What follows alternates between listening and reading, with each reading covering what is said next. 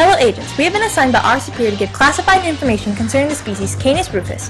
Do what you will with this information, but we warn you, proceed with caution. Your mission, if you choose to accept it, and you will, is located in the southern state Texas. Texas is full of different types of plants, animals, and fungi that are indigenous to the state in the southern area of the United States.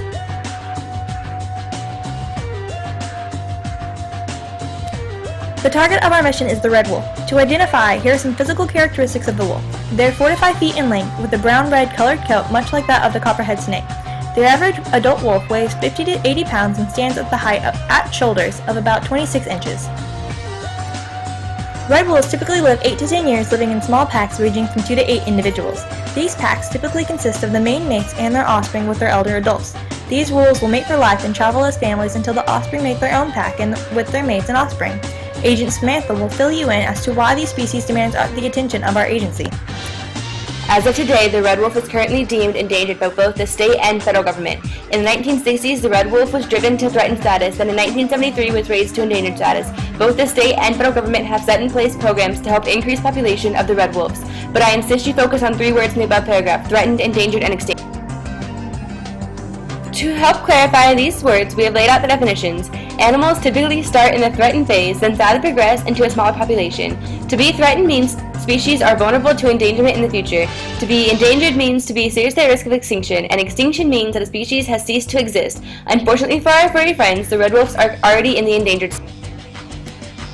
Many factors have caused this once prospering species to decline dramatically in population. As these species are not your specialty, I will include these factors in the report. The few major ones are habitat loss from lumbering and farming, and excessive hunting from humans as they believed the wolves were eating their livestock. The red wolf's habitat range used to extend to Florida, to Texas, and at least north of Missouri and New England. But due to farming and lumbering, many wolves lost their habitat, causing the current wolves to migrate south into the southern states. This has caused competition with other wolves and predators, as the red wolf's prey consists of white-tailed deer, nutria, raccoons, small rodents, and marsh rabbits. Unfortunately for these gentle giants, red wolves were wrongly accused for the death and maulings of livestock when it's in fact coyotes. Excessive hunting has brought down the red wolf population, but not nearly as much as interbreeding with coyotes. There is already a large coyote population and a small red wolf population, so interbreeding with the coyotes has caused the red wolf numbers to decrease significantly, as this has created competition for territory and resources. There are distinct physical differences between red wolves and coyotes. While we have stated before that red wolves range from 4 to 5 feet, coyotes are much smaller. They are about 3 feet, although the younger red wolves are often mistaken for coyotes, causing confusion about which is which. Color does have a big effect on the determination between these two species. Red wolves are mostly brown, but some have red between their muzzles, ears, and legs.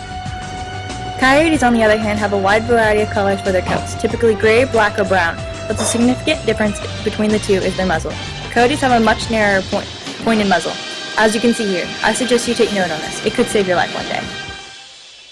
The hybrid, however, has caused some confusion throughout the world, as they tend to have both wolf and coyote looks and tendencies.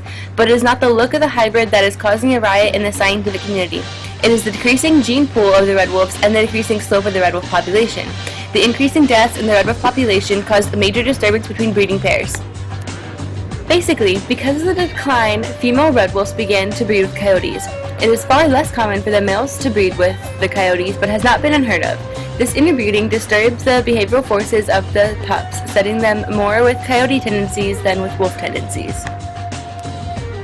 But in conservation of the red wolf, scientists took 14 red wolves with the purest genes that they could find into the population and bred them until the population is once again stable. The program has actually been very successful. Approximately 220 wolves have come from the lineage of the original 14. It is important to note that there are about 300 red wolves living today. It is important to note that 225 of these wolves live in captivity.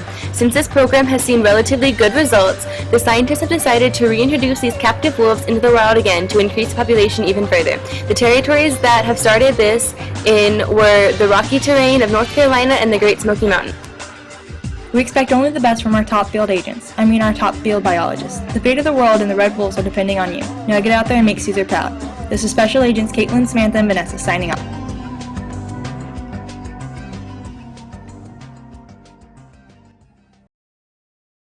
Created using Powtoon.